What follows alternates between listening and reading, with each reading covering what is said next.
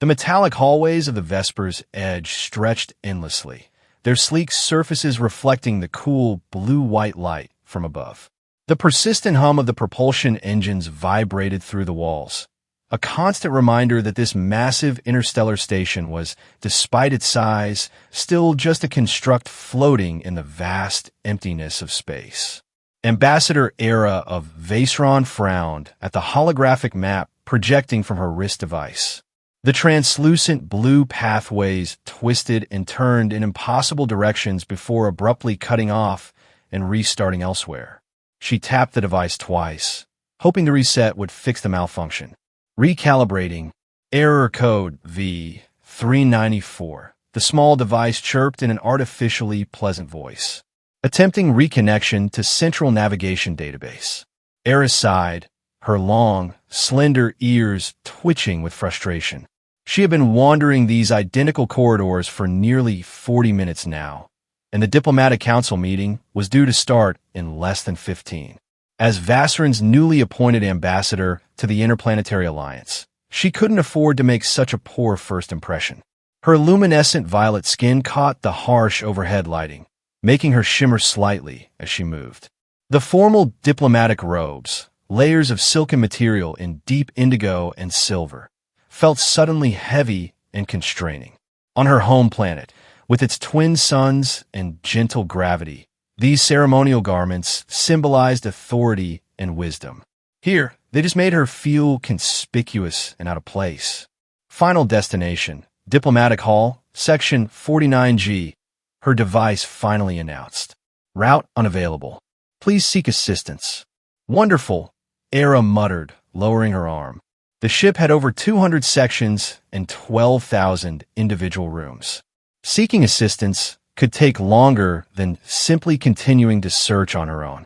As she rounded another identical corner, Era noticed something unusual, a door that was slightly ajar, warm yellow light spilling into the sterile corridor. The panel beside it flickered briefly, displaying LT Marwick's quarters before switching to access granted. Welcome back, Lieutenant. The security scanner had somehow mistaken her for this Lieutenant Marwick. Era hesitated, her diplomatic training warning against entering private quarters uninvited. But after nearly an hour of wandering, the prospect of asking for directions seemed reasonable enough. She approached cautiously, her footsteps silent on the metal flooring. "Hello," she called softly, placing her hand against the door. "I apologize for the intrusion, but I seem to be—" The door slid open fully with a soft pneumatic hiss, revealing a scene utterly at odds with the clinical hallway behind her. The corridors were a chaotic explosion of color and personal items. Bright fabrics draped over standard-issue furniture, small trinkets, and what appeared to be spacecraft models hung from nearly every available surface, and the lighting was warm and golden instead of the harsh blue-white that permeated the rest of the station. But most surprising was the human lounging on a battered couch in the center of the room. He was tall and lanky, with tousled dark hair and a day's worth of stubble. Dressed in a rumpled flight suit with the top half-tied around his waist and a simple white t-shirt, he looked completely at ease, at least until he noticed Era standing in his doorway. For a moment, they both froze, staring at each other in mutual surprise. Then, the human's expression shifted from shock to a crooked smile. "Well," he said, sitting up slightly, "either the Alliance is testing some very creative new security protocols, or you're very, very lost." Era stood straighter, summoning her diplomatic poise. "I apologize for the intrusion. Your door was partially open, and my navigation system has malfunctioned. I'm Ambassador Era of Vaceron, and I'm attempting to locate the Diplomatic Council chambers." The human swung his legs off the couch and stood, revealing himself to be even taller than she'd initially thought, at least 6'3". "Theo Marwick," he said, giving a casual salute that seemed more habit than formality. "Human pilot, Alliance Transport Division, and current occupant of the room you've accidentally invaded." His eyes twinkled with amusement rather than offense. "Your security system identified me as Lieutenant Marwick and granted access," Era explained, feeling oddly defensive. "I wouldn't have entered otherwise." That scanner has been glitchy for months, Theo replied with a dismissive wave. Last week it let in a maintenance bot that spent 3 hours reorganizing my sock drawer before I noticed. He gestured toward a small kitchenette area. Since you're here, want something to drink? You look like you could use it. Era glanced at her wrist device, which now displayed nothing but a spinning error symbol. The diplomatic meeting was surely starting, but without directions, she had little hope of finding it in time. Perhaps this human could help. Something quick, if you don't mind, she conceded. And directions to section 49G afterward. 49G? You're not even in the right wing, Theo said, filling 2 mismatched cups with water from a dispenser. You're in residential section 28B. Diplomatic sector is practically on the other side of the station. Era's ears drooped slightly. I see. The transport shuttle must have deposited me at the incorrect terminal. Happens all the time, Theo assured her, handing her a cup. This place was designed by a committee, worst possible way to plan anything. As she took the cup, he added, "Oh, want a marshmallow?" Then my guilty pleasure. Before she could answer, he was already offering a bowl filled with small, puffy white objects. Era eyed them suspiciously. What exactly is a marshmallow? She asked, pronouncing the unfamiliar word carefully. Theo's eyes widened in genuine surprise. You've never had a marshmallow? They're like little clouds of sugar. Try one. Non-toxic to pretty much every species in the Alliance, I checked. Cautiously, Era picked one up between 2 slender fingers, studying it as though it might be some sort of test. The soft, spongy texture was unfamiliar, giving slightly when she squeezed it. Just pop it in your mouth, Theo encouraged, demonstrating by tossing one into his own. With the ceremonial deliberation of a diplomatic treaty signing, Era placed the marshmallow in her mouth. The initial sensation was strange, springy, and yielding, but as it began to dissolve, her eyes widened in surprise. It's sweet, she said, sounding genuinely amazed. And somehow both solid and not solid simultaneously. Theo laughed, the sound warm and genuine. That's a perfect description, actually. Most humans just say yummy and grab another. Almost without thinking, Era reached for a second marshmallow. The texture reminds me of Vacheron cloud cakes, though those are savory rather than sweet. Cloud cakes? Now I'm intrigued, Theo said, leaning against the counter. What brings a Vacheron ambassador to our humble little corner of space? I thought your people mostly stuck to the outer rim diplomatic circuits. Expanding relations, Era replied, slipping automatically into her professional cadence. Vacheron seeks greater involvement in alliance trade negotiations, particularly regarding rare mineral exports, and she stopped herself, suddenly aware she was delivering her prepared opening statement to a transport pilot in his private quarters. And I should really be discussing this at the meeting I'm currently missing. Theo glanced at a clock on his wall. If it's the big quarterly diplomatic summit, you're already about 20 minutes late. But, he added quickly at her crestfallen expression, those things never start on time anyway. Half the representatives will still be finding their seats and arguing about protocol. Era nodded, but her ears remained slightly drooped, betraying her concern. She moved toward the door, which remained open to the hallway. I should attempt to find my way there, even if late. Could you perhaps provide directions? Theo studied her for a moment, then sighed dramatically. I'd feel personally responsible if you got lost in the maintenance tunnels and ended up in cold storage. Let me grab my badge. I'll walk you there. Oh, that's not necessary, Era began. It absolutely is, Theo interrupted, already pulling on the top half of his flight suit. Besides, if I escort an ambassador, I can technically log it as supporting diplomatic operations and get out of the cargo inventory I was supposed to be doing. Despite her rush, Era found herself smiling. There was something refreshingly direct about this human, so different from the carefully measured interactions of Vacheron diplomatic circles. In that case, I accept your escort, Lieutenant Marwick. Just Theo, he corrected, gesturing toward the door. And fair warning, we're taking the scenic route with the functioning elevators, not the official route with the anti-grav lifts that break down every other day. As they stepped back into the corridor, Era cast one last glance at the warm, chaotic room behind them.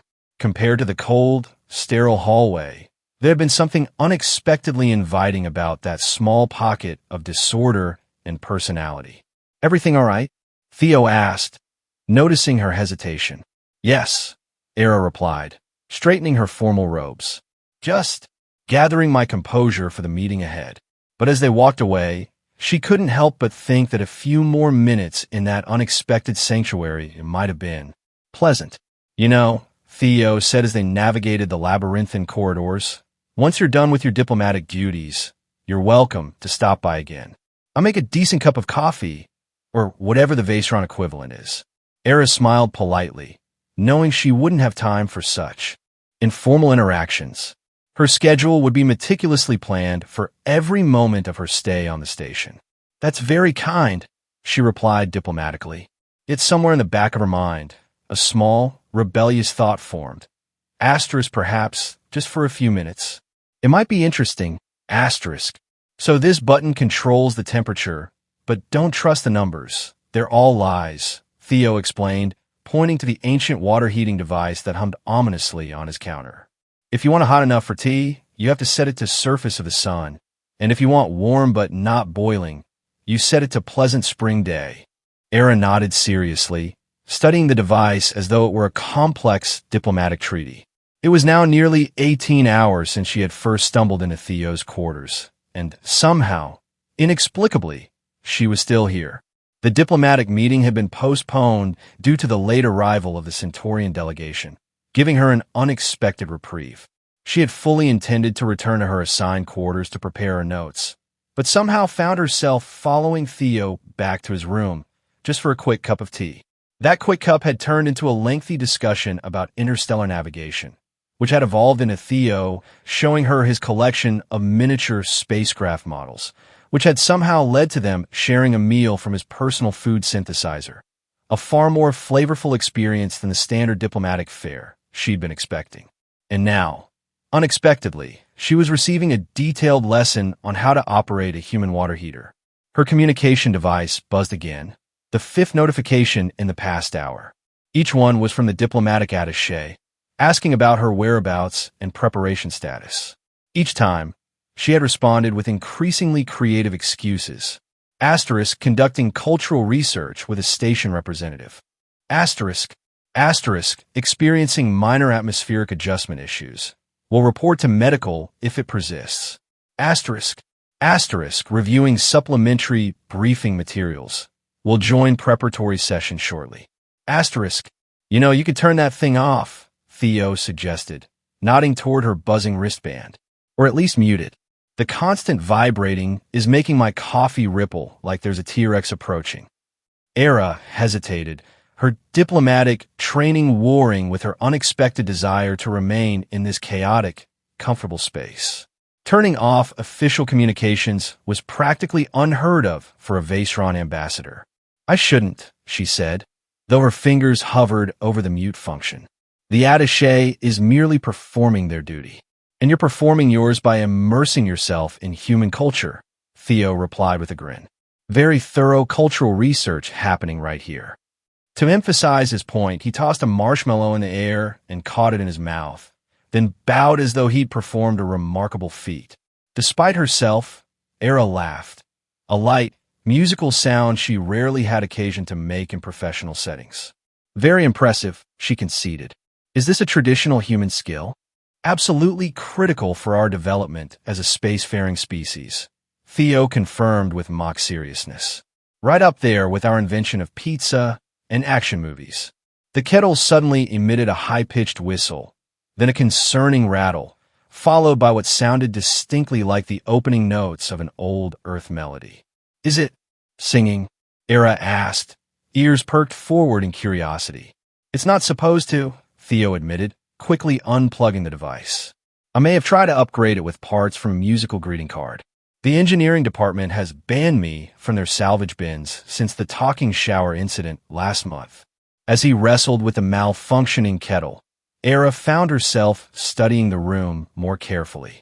What had initially seemed like random chaos now revealed patterns of personalization. The spacecraft models were arranged in chronological order of human flight development. The colorful fabrics draped over standard furniture weren't just decorative. They were souvenirs from different worlds he'd visited as a transport pilot. On one wall hung what appeared to be a hand-drawn map of a place called New Detroit, with certain areas circled and annotated in a hasty scrawl. Below it sat a shelf containing small trinkets, a piece of red rock, a crystal that seemed to glow from within, a small metal figurine of a winged human. "Is this your home?" Era asked, gesturing to the map. Theo glanced over, kettle temporarily forgotten. "Yeah, that's where I grew up. Not the nicest part of Earth, but it had its charms." He moved closer, pointing to one of the circled areas. "This was our neighborhood, mostly abandoned factories that got repurposed as housing after the economic shift. My friends and I used to build gliders from scrap materials and launch them from the old clock tower." Gliders? Simple flying machines. No engines, just carefully. Designed to catch air currents, he explained. We'd compete to see whose could stay aloft the longest. A nostalgic smile crossed his face. "Mine usually crashed spectacularly, but every now and then I'd get one that seemed to hang in the air forever. That's when I knew I wanted to fly for real." There was something captivating about the way his eyes lit up as he spoke, a passion that reminded Era of the ancient Vaceron sand singers who performed in the singing dunes back home. "What about you?" Theo asked, returning to the now subdued kettle. "What's Vaceron like? I've only seen pictures, those famous twin suns and the glass cities." "It's formal," Era said after a moment's consideration. "Beautiful, but structured. The twin suns create complex patterns of light that inspired our architecture, buildings designed to capture specific light harmonies at different times of day." She paused, surprised by the sudden homesickness that washed over her. "There are the singing sand dunes in the southern hemisphere that produce music when the wind passes through them at sunset. My family would travel there for the spring harmony each year." "That sounds amazing," Theo said, genuine interest in his voice. "Much prettier than industrial New Detroit." "But you had freedom," Era found herself saying, then stopped, surprised by her own words. Theo raised an eyebrow. "Freedom? To build your gliders, to crash them, to try again," she clarified. "Vaceron children, especially those selected for diplomatic service, follow very prescribed paths. And you followed yours right into a human's messy quarters," Theo observed with a gentle smile. "Maybe there's a little glider builder in you, too." Before Era could respond, her communication device buzzed more insistently than before. This time, it wasn't just a message, but a direct communication attempt. With a resigned sigh, she tapped the accept button, angling her body away from Theo in a reflexive attempt at privacy. "Ambassador Era," came the clipped, formal voice of her attaché. "Your presence is required immediately. The preliminary session begins in 30 minutes, and the Centaurian delegation has specifically requested your insights on the mineral rights proposal." "Understand," Era replied, automatically slipping back into her formal diplomatic tone. "I will present myself shortly. Your location is still registering as Residential Section 28B. The attaché continued, suspicion evident in their voice. "That is not within the diplomatic quarter." A cultural exchange opportunity arose unexpectedly. Era explained, the half-truth coming more easily than she would have expected. "I am concluding it now." As she ended the communication, she turned back to find Theo watching her, a complicated expression on his face. "Duty calls?" he asked, though it wasn't really a question. "Yes," Era confirmed, straightening her robes, which had become slightly rumpled from sitting on his non-standard furniture. "I have already stayed far longer than was appropriate." "Appropriate is overrated," Theo said with a shrug, but there was something in his tone that suggested he understood her obligations better than his casual attitude implied. "I should go," Era said, moving toward the door that had remained partially open throughout her extended stay, a symbolic reminder that this was a temporary deviation from her responsibilities. Yet as she reached the threshold, she found herself turning back, her eyes catching on the small details of the room. The humming kettle, the bowl of marshmallows, the small models hanging from nearly invisible threads. "Thank you for the cultural exchange, Lieutenant Marwick," she said formally. "Anytime, Ambassador," he replied with a slight bow that somehow managed to be both respectful and teasing. "My quarters are apparently always open to you. Literally, since the door scanner thinks you're me." Era allowed herself one last small smile before stepping back into the sterile corridor, the door remaining open behind her as though reluctant to close. As she walked away, straightening her posture with each step, she found herself calculating how long the preliminary session would last and whether she might find time afterward to continue her cultural research. Just for a bit longer, she told herself, just to ensure thorough understanding of human customs. But even as she thought it, she knew she was creating excuses to return to that warm, chaotic room and the unexpectedly engaging human who inhabited it. "You're telling me humans voluntarily consume this?" Era asked, her face contorted in a mix of horror and fascination as she held up a container of bright orange cheese puffs. "Not just consume, we celebrate them," Theo confirmed, tossing one into his mouth with exaggerated relish. "They're a cornerstone of our recreational snacking culture." It was day 3 of what Era had begun mentally referring to as her cultural immersion. Study, though she knew perfectly well that's not what this was. The diplomatic negotiations had entered a tedious phase of technical discussions that, while important, didn't require her direct involvement every moment. She found herself with pockets of free time, pockets she invariably spent in Theo's quarters. "They stain your fingers orange," she observed, holding one up to examine it in the light. "Is that part of the appeal?" "Absolutely," Theo affirmed. "The orange fingers are how others know you're one of the cool kids." Era's delicate ears twitched in amusement. "Your species has the most unusual status indicators." She had already sampled an alarming variety of human snack foods, from chocolate, which she loved, to licorice, which she declared tastes like ship fuel smells, to something Theo called sour gummy worms that had her ears standing straight up in shock at the first taste. "What's the strangest food on Vaseron?" Theo asked, sprawled comfortably on his couch while Era perched more properly on a chair he'd cleaned off for her. By cleaned, he had simply transferred a pile of flight manuals from the chair to the floor. "Probably sun crystal honey," she replied after consideration. "It's harvested from hives built in the highest crystal spires. The nectar refracts through the crystals and changes chemical composition based on which sun's light is dominant that season." "That actually sounds amazing," Theo admitted. "Better than cheese puffs." "It is," Era agreed, then added with unexpected candor, "I haven't had it since I was assigned to diplomatic service. It's considered too frivolous for formal functions." Theo sat up straighter. "Wait, you can't eat certain foods because you're a diplomat? That's messed up." "It's not forbidden," Era clarified. "Simply not done. There are expectations about proper behavior, proper foods, proper expressions." She gestured to her face, which she realized had been far more animated during these private conversations than it ever was during diplomatic functions. "That sounds exhausting," Theo said frankly. "It's an honor to serve," Era replied automatically, then paused. "But yes, sometimes it is tiring." A comfortable silence fell between them, broken only by the soft humming of the station's environmental systems and the occasional crinkle of the snack packaging. "So what's the deal with the negotiations?" Theo asked eventually. "Anything exciting happening? Or is it all just formal talk about trade routes and taxes?" Era hesitated. Discussing diplomatic matters with non-diplomatic personnel was generally discouraged. But something about the casual atmosphere made the rigid protocols seem less important. "There's tension between the Centaurian Mining Consortium and the Stellaris Federation," she explained. "Both claim rights to the asteroid belt in the Proxima system. The resources there are considerable." "Ah, the classic who saw first space argument," Theo nodded. "Tale as old as interstellar travel." "Essentially," Era agreed.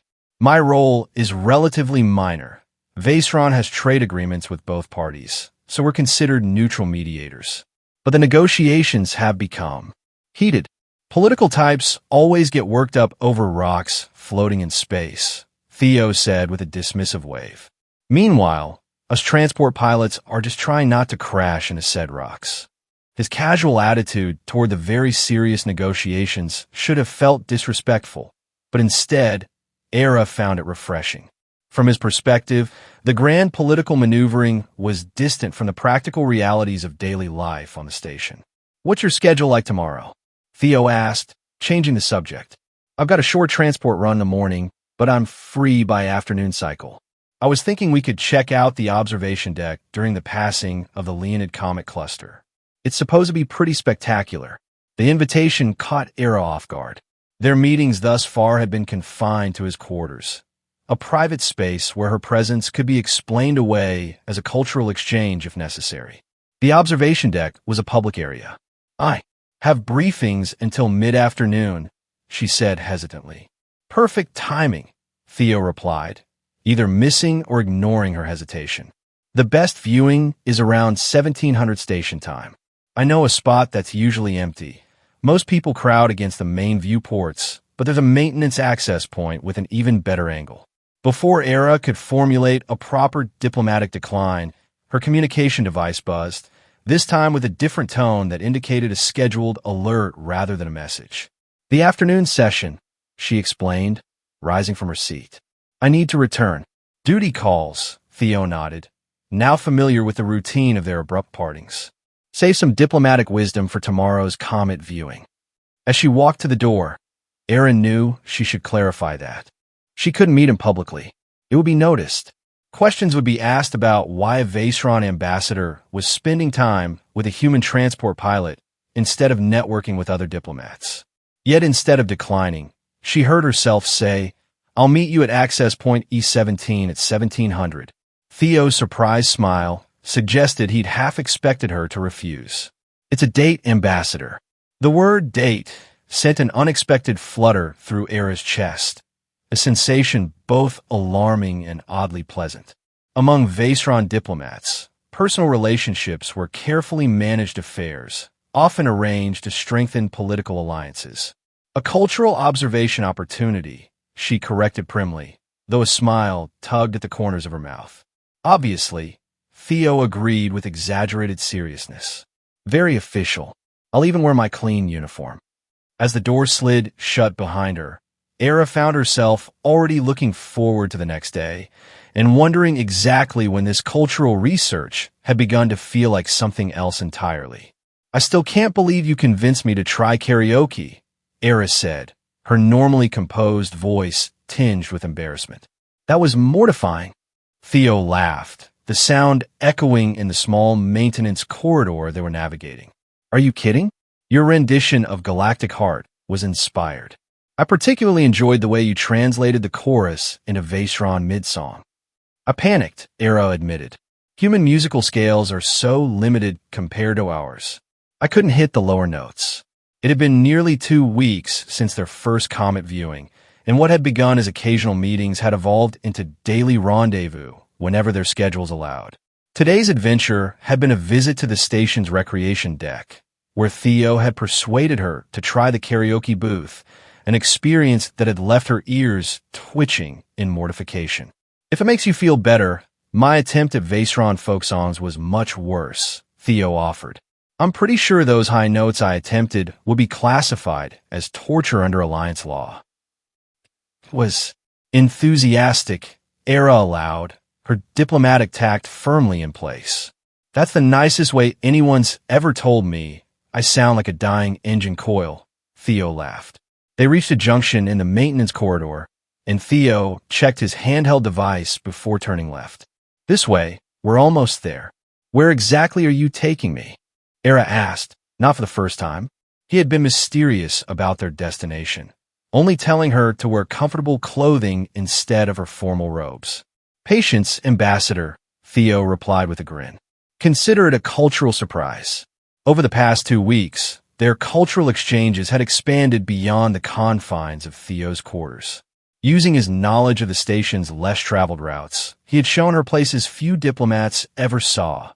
The hydroponics gardens where station engineers grew exotic flowers as a hobby, a small gallery where off-duty security personnel displayed artwork, and a viewport in the cargo area that offered a spectacular view of ships coming and going. Each excursion should have increased Era's anxiety about being seen with him, yet somehow the opposite had occurred. The more time they spent together, the less she worried about diplomatic protocols and appearances. Her communication device had been increasingly filled with messages from the diplomatic corps, but she had become surprisingly adept at managing them with minimal interruption to her time with Theo. The preliminary negotiations were proceeding without major incidents, and her input, while valued, wasn't constantly required. Theo stopped before an unmarked door and pressed his hand against the scanner. Senior transport pilots get access to some interesting places, he explained as the door slid open. Era stepped through and immediately gasped. They were in a small, dimly lit chamber with a massive, transparent dome overhead, providing an unobstructed view of open space. No station structures, no ships, just the vast, star-filled void. "Welcome to the navigation calibration bubble," Theo said, his voice softer in the intimate space. "It's technically for stellar alignment checks, but it's also the best place on the station to see the stars." The chamber contained nothing but a few simple cushioned mats on the floor. Theo sat on one and patted the space beside him. After a moment's hesitation, Era joined him, her eyes drawn to the spectacular view above. "It's beautiful," she said simply, the diplomatic polish falling away from her voice. "I come here when I need to remember why I became a pilot," Theo admitted. "Sometimes the daily grind of transport runs and cargo manifests makes it easy to forget we're literally traveling among the stars." They sat in comfortable silence for several minutes, watching as distant stars twinkled against the darkness. The station's rotation created a slow, gentle movement of the stellar panorama above them. "There's Vassar's system," Era said suddenly, pointing to a distant point of light. "You could just barely see the binary stars from here." "Home," Theo said, following her gaze. "Yes," Era agreed, though with less certainty than she might have expressed 2 weeks earlier. The concept of home had become unexpectedly complicated. "Do you miss it?" Theo asked. Era considered the question carefully. "I miss certain aspects, the light harmonies at dusk, the rhythm of daily life. But diplomatic service means constant travel. We're trained not to form too strong an attachment to any one place." "That sounds lonely," Theo observed. "It can be," Era acknowledged, surprised by her own candor. "There's a certain solitude inherent in the role. We represent our people, but are rarely fully part of any community." She glanced at him. "What about you? Do you miss Earth?" "New Detroit." Theo leaned back on his elbows, eyes still on the stars. "Sometimes, not the place so much as the feeling of belonging somewhere. I've been station-based for 3 years now, and it still doesn't quite feel like home." He grinned suddenly. "Though my quarters have definitely improved since you started reorganizing them." It was true. Over her many visits, Era had subtly begun bringing order to Theo's chaos. Flight manuals now resided on proper shelves instead of floors. Clothing was actually stored in storage units. And even his collection of model spacecraft had been arranged in a more aesthetically pleasing display. "I've merely suggested more efficient arrangements," Era said primly, though her twitching ears betrayed her amusement. "Uh-huh," Theo replied skeptically. "And I suppose those color-coded labels on my food containers just materialized spontaneously?" "A simple organizational system aids in efficiency," Era insisted, though a smile tugged at the corners of her mouth. Their comfortable banter was interrupted by a sudden, insistent buzzing from Era's communication device. Not the usual notification tone, but the emergency diplomatic alert signal. Era's expression immediately shifted as she activated the device. "Ambassador Era responding," she said, her voice automatically adopting its formal cadence. "Ambassador, your immediate presence is required," came the urgent voice of her attaché. "The Centaurian delegation has threatened to withdraw from negotiations following comments from the Stellaris representative. The situation is escalating." Era rose swiftly to her feet. "I'll come at once." "What was the nature of the disputed comments?" As she listened to the briefing, her posture straightened, shoulders squaring as she visibly transformed from the relaxed woman of moments before to the poised diplomat. Theo watched the change with a mixture of admiration and something like sadness. "Understand," Era concluded. "Please inform First Minister Talon that I am en route." She ended the communication and turned to Theo, who had also risen.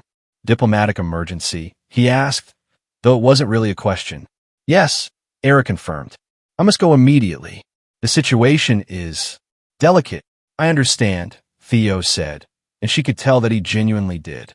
Despite his casual attitude toward most station protocols, he respected the importance of her role. "This may take some time to resolve," Era warned, already moving toward the door. "I may not be able to meet tomorrow." "I'll be here," Theo replied simply. "Or my quarters. Wherever you can find me when you're done saving interstellar relations."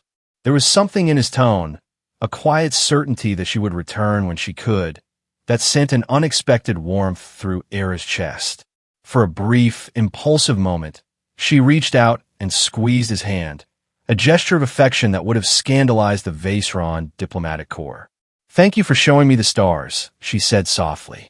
Then, composing herself, she strode from the chamber, already mentally preparing her diplomatic approach to the crisis ahead. Behind her, Theo remained in the starlit room, looking at his hand where the warmth of her touch lingered. "Anytime, Ambassador," he said quietly to the empty chamber. "Anytime." The negotiations had descended into chaos. Era stood at the center of the diplomatic chamber, her voice firm but calm as she addressed the increasingly hostile delegations. "Minister Zorlak, Ambassador Thelen, please recall that we are all here with the shared goal of peaceful resolution. These personal accusations do not advance our purpose." The Centaurian minister's ridge of sensory spines flared in agitation. "The Stellaris Federation has deliberately misrepresented the survey data. The concentrations of dysonium in the eastern sectors are nearly double what their reports indicate. Because your mining techniques would destabilize the entire asteroid cluster." The Stellaris ambassador shot back, the illumination panels on his environmental suit flashing rapid patterns of indignation. "You speak of resources while ignoring the scientific impact." For nearly 6 hours, Era had been mediating the increasingly heated dispute. What had begun as a technical disagreement over mining rights had evolved into a tangled web of accusations about data manipulation, historical grievances, and veiled threats. Despite her exhaustion, Era maintained her diplomatic composure, drawing on years of training. Yet as the accusations flew back and forth, she found herself thinking of the peaceful stargazing chamber she'd left behind, and the uncomplicated companionship of a certain human pilot. "I propose a recess," she announced, her voice cutting through the argumentative chatter. 2 hours to review the contested survey data independently. When we reconvene, each delegation will present their findings without interruption, followed by a structured discussion. The suggestion, delivered with just the right blend of authority and deference, created a momentary pause in the hostilities. After a brief consultation with their respective aides, both delegations grudgingly agreed. As the chamber emptied, Era's attaché approached, datapad in hand. "An excellent intervention, Ambassador. I've prepared the comparative analysis of both surveys for your review, along with precedent cases from the Proxima II settlement." "Thank you," Era replied, accepting the datapad. "I'll review them in my quarters. Please arrange for refreshments to be available when we reconvene." The attaché hesitated. "Your quarters, Ambassador? Would the diplomatic study room not be more appropriate? The reference materials. I find the lighting in my quarters more conducive to detailed analysis," Era interrupted smoothly. "I'll contact you if I require additional materials." It wasn't entirely a lie. She did intend to return to her quarters, just not immediately and not for the entire recess period. As soon as she was alone in the corridor, Era tapped her communication device. The familiar code was now saved in her favorites, something she knew would raise eyebrows if anyone ever examined her personal communications. "Theo," she said when the connection activated. "Are you available?" "For you, Ambassador?" "Always," came his cheerful voice. Though I'm currently elbow-deep in engine coolant. Transport shuttle maintenance. Very glamorous work. I have a 2-hour recess before negotiations resume, Era explained, already walking toward the maintenance section. I just needed... She trailed off, unsure how to explain the sudden, overwhelming desire to see a friendly face. His face specifically, after hours of tense diplomacy. Say no more, Theo replied, understanding in his voice. Hangar Bay 4, Maintenance Pit 3. I'll clear you for entry. Fair warning, though. I'm a mess, and it smells like industrial lubricant down here. That sounds... Era searched for a diplomatic phrase and failed. Wonderful, actually. 20 minutes later, she sat on an overturned supply crate in the maintenance pit, her formal robes carefully arranged to avoid the various fluid spills on the floor. Theo lay on his back beneath a small transport shuttle, only his legs and occasional hand visible as he worked on something inside an access panel. And then the Centaurian basically implied that the Stellara survey team had falsified their scans, which is practically an accusation of fraud under Alliance protocols. Era explained, finding unexpected relief in simply talking through the diplomatic mess. Came Theo's voice from under the shuttle, followed by a metallic clang and a muttered curse. Sorry, coolant line is being stubborn. So they're fighting over asteroid rocks because one side thinks the other is lying about the fancy minerals? Era smiled at his deliberate oversimplification. Essentially, yes. Though the fancy minerals represent potentially billions in commerce and strategic advantage. Still rocks floating in space, Theo replied, sliding out from under the shuttle just enough to give her a grin. His face was smudged with grease, dark hair tousled in all directions. Seems like these diplomatic types could save everyone a lot of trouble by just agreeing to split the rocks 50-50. If only interstellar relations were that simple, Era sighed, then frowned. Though actually, that's not entirely unreasonable. What, my brilliant diplomatic insight? Theo asked, sliding back under the shuttle. No, well, yes, in a way, Era said, suddenly thoughtful. The primary dispute is over the eastern sector, but the mineral content in the western sectors is actually comparable when you factor in extraction efficiency. The Stellaris have better extraction technology, but the Centaurians have more experience with unstable clusters. She began rapidly reviewing data on her pad, a new approach forming. For the next hour, as Theo worked on his shuttle maintenance, Era refined her diplomatic strategy, occasionally bouncing ideas off him. His outsider perspective, uninvested in the political nuances, helped her see solutions that might have been overlooked in the formal negotiations. You're a surprisingly effective diplomatic consultant, Lieutenant Marwick, Era observed as he finally emerged from beneath the shuttle, wiping his hands on a rag. All part of the service, he replied with a mock bow. Transport pilot, marshmallow connoisseur, and part-time solver of interstellar disputes. Era checked the time and sighed. I should head back soon. The recess ends in 20 minutes. Theo nodded, suddenly serious. Go save the galaxy, Ambassador. Those rocks in space need you. His teasing tone made her smile, but there was genuine respect behind his words. For all his casual attitude toward station politics, he understood the importance of her work. Thank you, she said simply, for the perspective and the company. Anytime, Theo replied, then hesitated. Listen, when your diplomatic crisis is resolved. There's a small celebration happening in the pilot's lounge tomorrow night. Nothing fancy, just some music, drinks, general unwinding. You could come, if you wanted to, as cultural research, obviously. The invitation caught Era off guard. Their previous meetings had been private or in secluded areas of the station.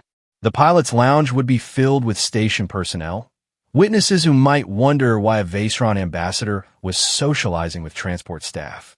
Yet looking at Theo, grease-smudged, earnest, somehow becoming increasingly important to her, Era found herself nodding. I would like that, she said, surprising herself with her decisiveness. For cultural research purposes, naturally. Theo's smile, bright and genuine beneath the smudges, sent a now familiar warmth through her chest. Naturally, he agreed. Now, go make peace happen, Ambassador. I'll be cheering you on from the maintenance pit. As Era walked back to the diplomatic chambers, she realized she felt lighter than she had in days, despite the looming negotiations. Somehow, 20 minutes in a smelly maintenance bay had refreshed her more than hours in the diplomatic relaxation suite ever could. With renewed focus, she strode into the chamber ready to propose her new approach, one inspired, ironically, by a human who thought the whole dispute was simply about rocks in space. The pilot's lounge pulsed with energy, music spilling from hidden speakers, conversations flowing as freely as the various beverages. Era hesitated at the entrance, suddenly conscious of her attire.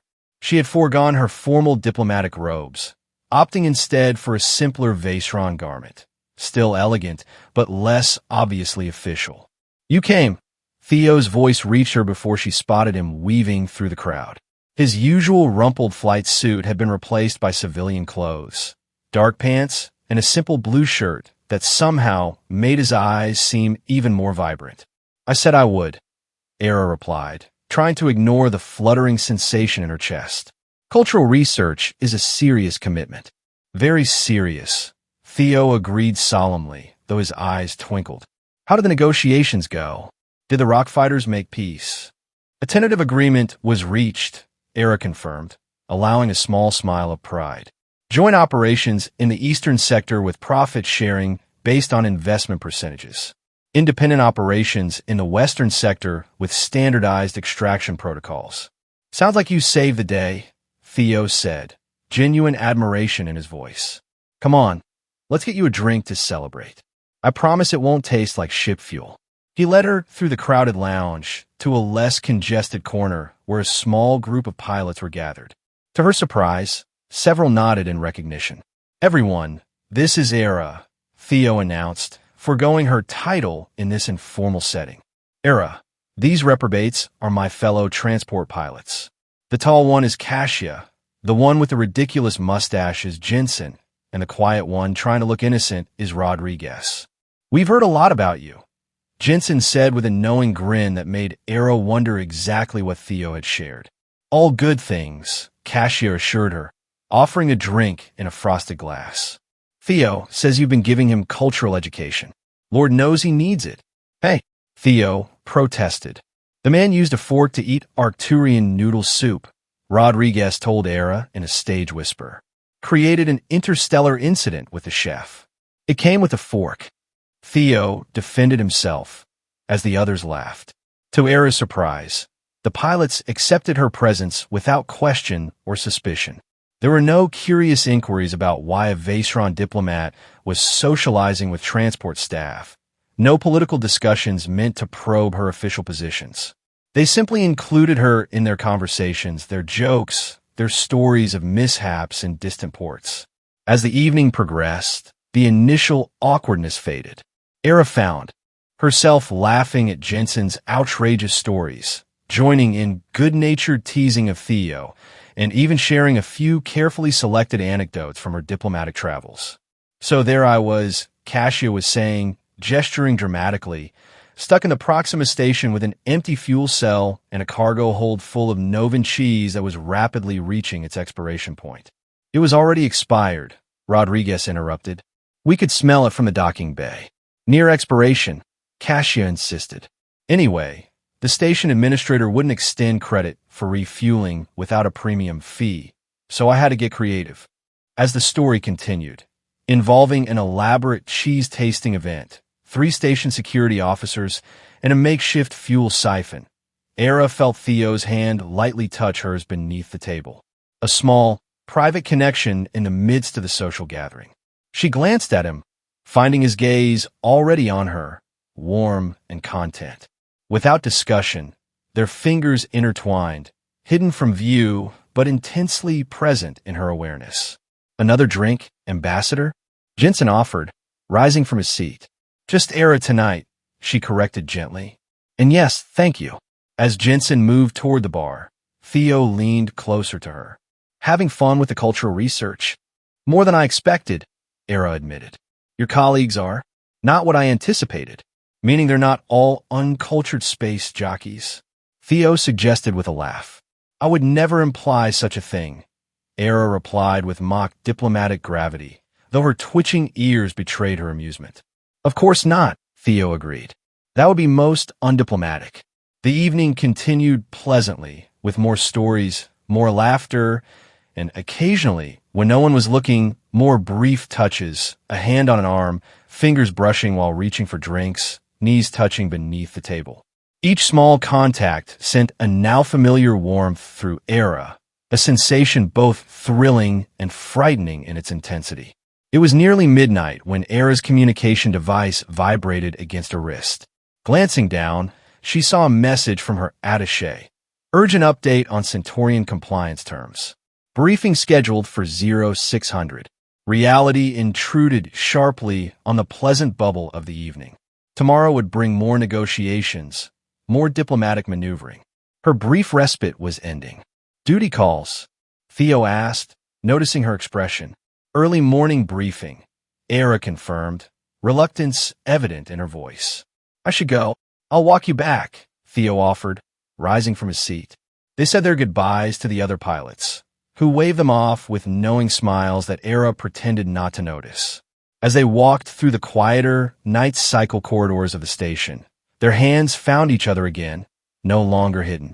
Thank you for inviting me, Era said as they approached the junction where they would need to part. She to the diplomatic sector, he to the residential area. Thank you for coming, Theo replied. I know it wasn't exactly standard diplomatic activity. Perhaps that's why I enjoyed it, Era admitted. It's been refreshing to experience the station beyond official functions.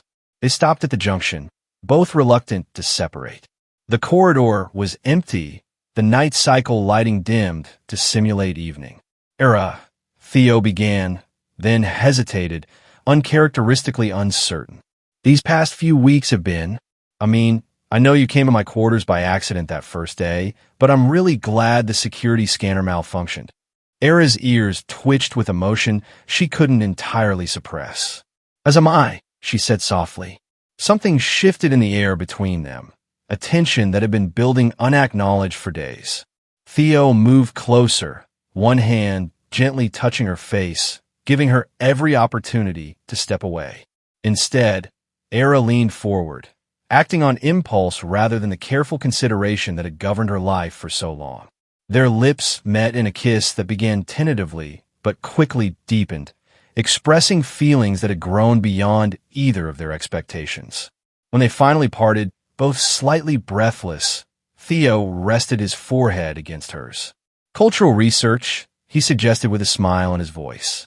Extremely thorough research, Era agreed, her normal composure beautifully disrupted. You should go, Theo said reluctantly. 0600 briefing.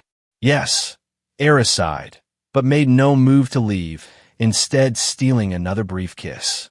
Tomorrow, after my sessions, I'll be there, Theo promised. Same malfunctioning door, same chaotic room.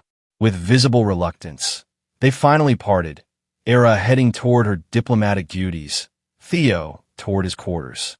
As she walked away, Era realized with startling clarity that for the first time since arriving on the station, she was not primarily thinking about her diplomatic responsibilities. Instead, her mind was already counting the hours until she could return to that small, chaotic room that had somehow become more meaningful than all the grand diplomatic chambers combined. Era stood before the communications terminal in her private quarters, staring at the insistent message indicator. The Vaceron High Diplomatic Council was requesting a direct conference, an unusual step that suggested matters of importance. With a soft sigh, she activated the secure channel. The holographic display flickered to life, revealing the austere features of Senior Counselor Telion, his long ears adorned with the formal bands of the highest diplomatic rank. Ambassador Era, he began without preamble. Your progress with the Centaurian-Stellaris dispute is commendable. The Joint Operations Agreement represents a significant diplomatic achievement. Thank you, Counselor, Era replied, automatically adopting the formal posture and tone expected during such communications. Both parties showed willingness to compromise once the extraction efficiency equations were properly contextualized. Indeed, Telion said with a slight nod. This success has not gone unnoticed by the Council. We are considering your assignment to the Arcturian border negotiations next month. Era's ears twitched in surprise before she could control them. The Arcturian negotiations were high-profile, typically assigned to the most senior diplomats. Being considered was a significant honor, essentially an accelerated promotion. That is unexpected, she managed. Your work merits recognition, Telion continued. The formal offer will be transmitted tomorrow, but I wish to inform you personally. This would be a 2-year posting, with considerable authority over trade policy implementation. 2 years. In the Arcturian sector. Thousands of light years from this station, from Theo. This is a great honor, Era said automatically, even as her mind raced. The Council expects your acceptance, of course, Telion added, his tone making it clear this wasn't truly a request. Your preliminary departure will be scheduled within 2 weeks, following the conclusion of current negotiations. 2 weeks. The time frame landed in Era's consciousness like a physical weight. I will review the details when they arrive, she replied, fighting to maintain her diplomatic composure. Excellent, Telion said with finality. Continued success in your current assignment, Ambassador. The communication ended, leaving Era staring at the blank screen, her carefully constructed world suddenly tilting off its axis. Promotion, recognition, advancement. Everything she had worked towards since being selected for diplomatic training as a child. The path she had never questioned, until now. Until a malfunctioning door scanner had led her to a chaotic room filled with model spacecraft and a human who looked at the universe with refreshingly uncomplicated eyes. Her communication device chimed with a message from Theo. Dinner in my quarters? I've convinced the food synthesizer to attempt Vacheron cloud cakes. Results may be terrifying. Era closed her eyes, conflict churning within her. The responsible course would be clear communication. Tell Theo about the potential assignment immediately. Begin the process of disentanglement. Preserve the fond memories while acknowledging the inevitable separation. That was what a proper Vacheron diplomat would do. Instead, she found herself typing, I'll be there in an hour. Brave of you to attempt cloud cakes. She would tell him, of course. But not tonight. Tonight, she wanted just a few more hours of uncomplicated happiness before reality reasserted itself. Just a little longer. I still don't understand how you managed to convince a standard food synthesizer to create something even remotely resembling cloud cakes, Era said, examining the small, fluffy creation on her plate with amazement. I may have bribed one of the engineering staff to help me modify the programming, Theo admitted, watching her reaction anxiously. They're not exact, I know, but they're wonderful, Era interrupted, genuine emotion in her voice. The taste wasn't precisely like home, but the effort behind them, the fact that he had gone to such lengths, touched her deeply. They were seated on the floor of Theo's quarters, dinner spread out on the low table he had salvaged from somewhere. Soft music played in the background, a Vacheron harmony he had found in the cultural database, overlaid with gentler human melodies. Everything about the evening was perfect, which only made the weight in Era's chest heavier. Something's bothering you, Theo observed after watching her pick at her food for several minutes. Did the negotiations hit another snag? Era set down her fork, realizing she couldn't delay any longer. No, the negotiations are proceeding well. It's something else. Concern immediately replaced the contentment in Theo's expression. What is it? I received a communication from the Vacheron High Council today. Era began, forcing herself to maintain eye contact despite the urge to look away. They've offered me a new assignment, the Arcturian border negotiations. Arcturian? That's impressive, right? Theo said, clearly trying to gauge whether this was good news. Yes, Era confirmed. It's a significant promotion. A 2-year posting. It would begin in 2 weeks. The words hung in the air between them, their implications unmistakable. 2 weeks, Theo repeated, his voice carefully neutral. And the Arcturian sector is pretty far from here.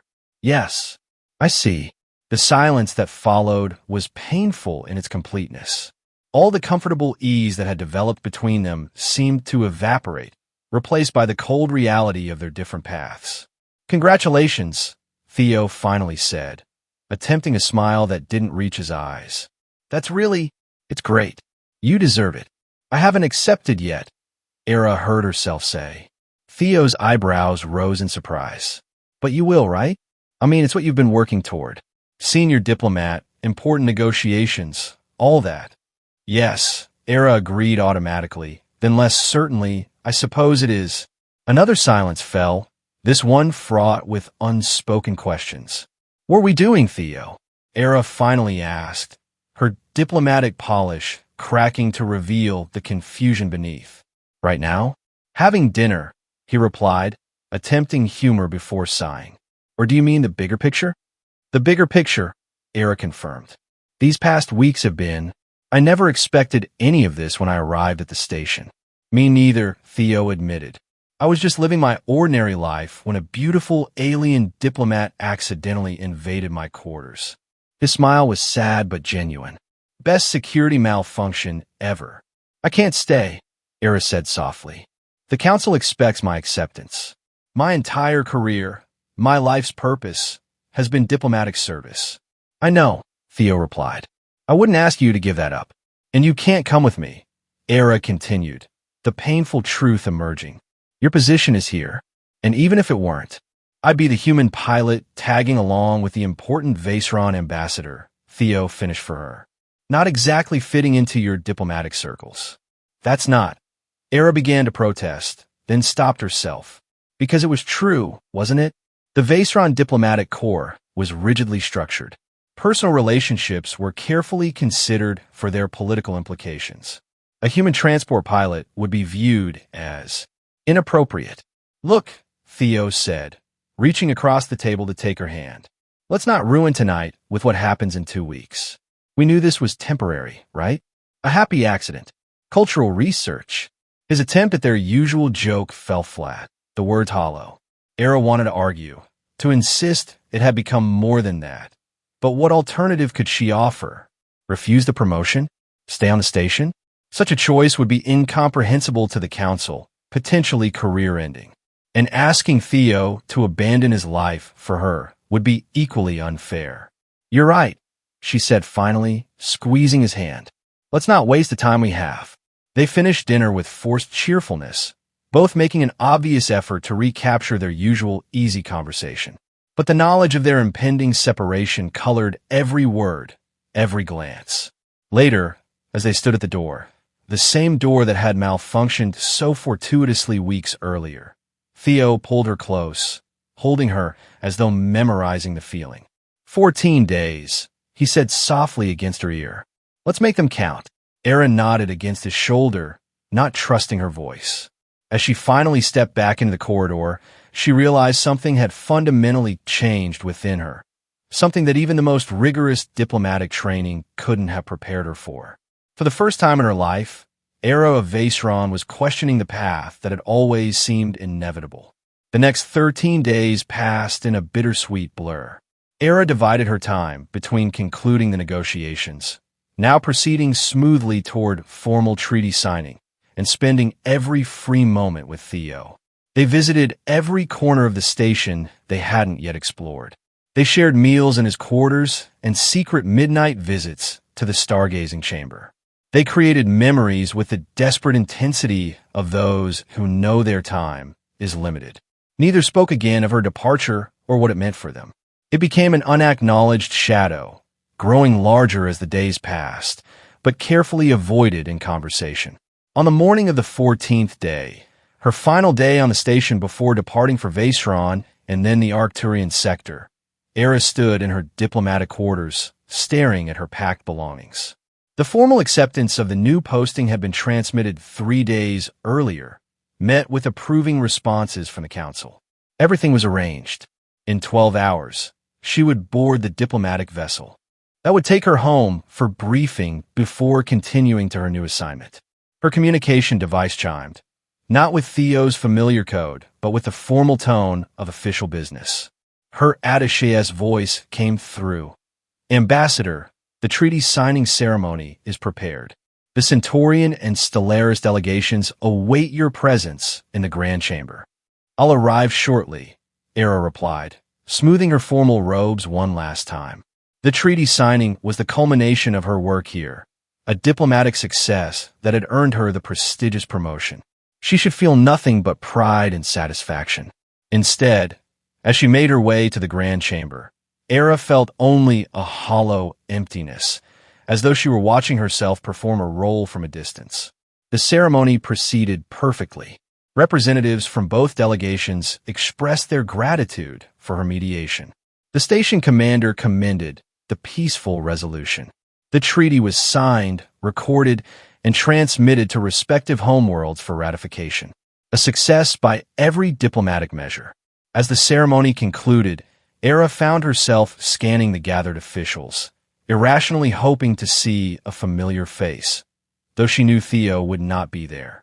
Transport pilots did not attend diplomatic ceremonies.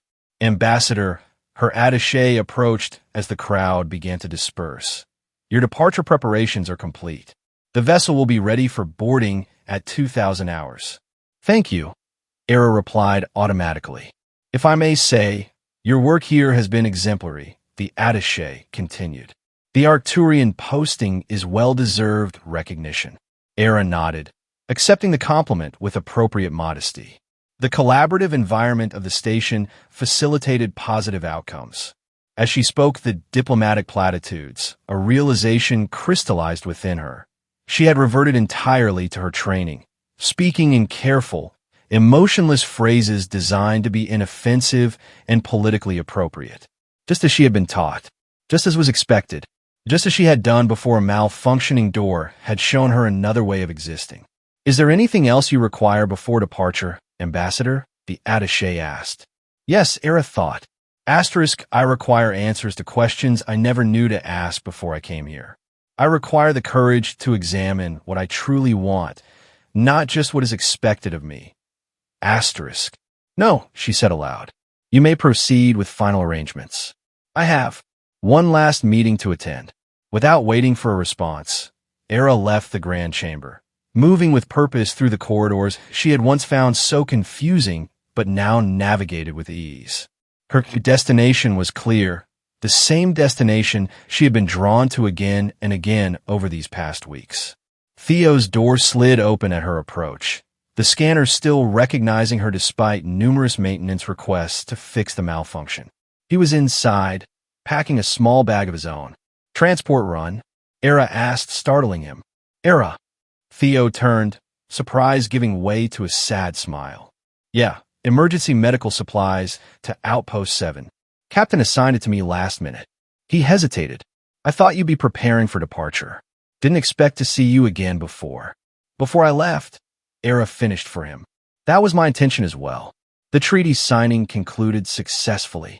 Congratulations, Theo said sincerely. I knew you'd fix their rock problem. The familiar joke brought a smile to Era's face, but it quickly faded. How? Don't, he interrupted gently. Let's not make this harder than it already is. You have your path, I have mine. We had some incredible weeks together, and I'll always... I don't want to leave, Era blurted out, the words escaping before she could contain them. Theo froze, staring at her. What? I don't want to leave, she repeated, more firmly this time. I've been following a predetermined path my entire life. Selected for diplomatic training as a child, molded to represent Vaesron, taught to value duty above all else. I never questioned it, never even considered questioning it, until I met you. Era, you can't throw away your career for what? She challenged. For happiness? For a life that feels genuine instead of carefully scripted? For connections that aren't politically calculated? Theo ran a hand through his already disheveled hair. I don't want to be the reason you give up everything you've worked for. You're not the reason, Eris said, stepping closer. You're the catalyst. Being with you, seeing how you approach life, how you find joy in small moments, how you build meaningful connections without political agendas. It made me realize how constrained my existence has been. What are you saying exactly? Theo asked, hope and uncertainty warring in his expression. I'm saying I want to choose my own path, Era replied. I don't know exactly what that looks like yet. Perhaps I can request a permanent diplomatic posting here at the station. Perhaps I can explore other roles within interspecies relations. But I know I don't want to leave just because it's expected. Theo's face broke into a genuine smile. Are you sure?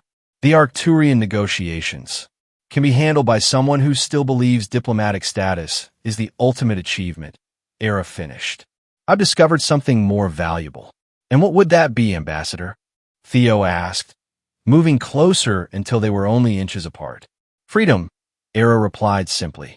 The freedom to accidentally enter the wrong room and discover exactly where I'm meant to be. Theo's arms wrapped around her, holding her close as though afraid she might still vanish. Your diplomatic council might have something to say about this. Almost certainly, Era agreed. But for the first time, I find I don't particularly care what they think. As their lips met, Era felt the last of her diplomatic reserve dissolving. There would be consequences, of course. Explanations to make, perhaps even career penalties to face. The path ahead was uncertain in a way that would have terrified her when she first arrived at the station. But as Theo held her, in the chaotic room that had somehow become more home than anywhere she'd been before, Era realized that uncertainty could be beautiful when shared with the right person.